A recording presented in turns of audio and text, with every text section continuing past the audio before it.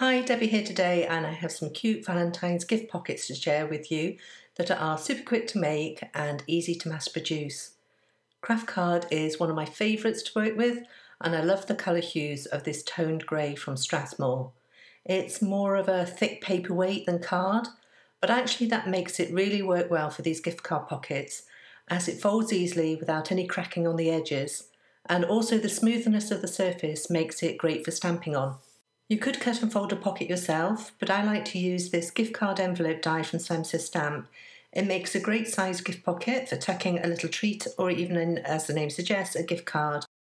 I cut the paper lengthways to 5 inches, and from this I was able to die cut 2 pockets and then keep the rest of the sheet for another day. To decorate the pockets, I'm going to be using this circle friend set from Stamp. It has some really cute images, circle background patterns and punny sentiments. When an idea for a project hits me, I love flicking through my stamp sets to find ones that work with the idea, and it's great to pull out an older set too and give it some love. Actually, thinking about it, the gift card envelope die is also an oldie but goodie, so I encourage you to dig through your stash and pull out some favourites from the past. I arranged the bee and honeycomb circle on the front of the gift card envelope die cut, then removed the background circle so that I could stamp the bee in VersaFine ONYX black ink. I stamped it a couple of times to ensure a good impression, and I stamped the residual ink onto masking paper. I trimmed around that, trimmed around the image, and then applied the mask to cover the bee. I then realigned the honeycomb image, and for the sake of my OCD, I used a T-square ruler to ensure that the lines were straight. I think it's best to have lines straight, or if not, then at a quirky angle, but definitely not just off, if that makes sense. So with the image lined up, I stamped it several times in clear embossing ink. I'm not going to heat emboss this, I'm just using the clear embossing ink to darken the card for that tone-on-tone look. Keeping the mask in place, I then pulled out my favourite white gouache, added a little water so that it was a suitable consistency, and then splattered over the background.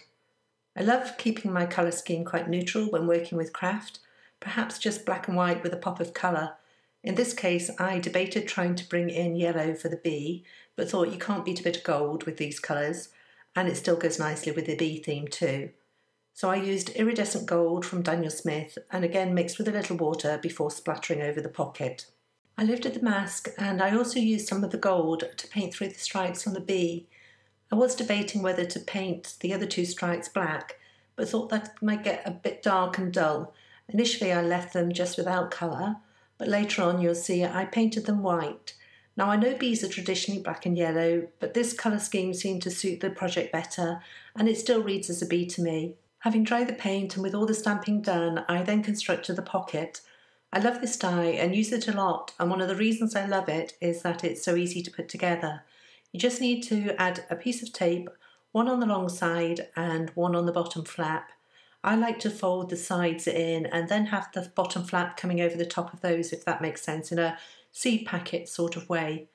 I use Scor-Tape as I find it nice and strong and it keeps the pocket secure. To bring a little homespun feeling to this gift pocket and also to lighten the overall colour scheme, I added a piece of doily to the top of the front of the die cut. I trimmed it so that it was just the decorative edge was showing, and then kept in place with a few dots of Gina Connect glue along the top edge. I didn't adhere it down totally, as I like to ruffle the edges slightly for dimension. The punny sentiments in the Circle Friends set are great, but there wasn't the Be Mine sentiment that I planned for these Valentine's pockets. However, I put the phrase into the search at Stamp, which brought up a number of stamp sets that might work. I use this search facility at Simon a lot for this sort of thing. I then looked down the list and spotted the clearly besotted imprint set that I had and which contained the Be Mine greeting and in the perfect size too. I lined the sentiment on a piece of black card, treated the card with an anti-static powder bag to help prevent embossing powder randomly sticking everywhere, and then stamped it in clear embossing ink before sprinkling with white embossing powder and heat setting. I trimmed the sentiment to a skinny strip and then added it to the pocket with foam adhesive. Within the Circle Friends set is an image to stamp to create the dashed line trail of the bee. However, I knew it was going to be too big for these petite pockets, and so I sketched out a trail in pencil and then used a black pen to draw a dashed line over the top and then erase the pencil line. To keep the pockets closed and to add another element and bring in more texture and dimension, I wrapped black and white twine around the pocket and tied in a bow over the doily piece. As a final accent, I added a couple of gold sequins, held in place with Gina Connect glue. It was at this point that I decided to go for it with the white stripes and use more of the white gouache to paint them in. And that completes this quick, cute Valentine's gift pocket. Now, having worked out what I wanted to do, it was easy to recreate more of these. I set up a quick batch production, die cutting the pockets, stamping the bee, adding the mask, stamping the honeycomb, quick splatter with the paints, remove the mask, and so on. I made 6 more of these pockets in a flash to complete this project.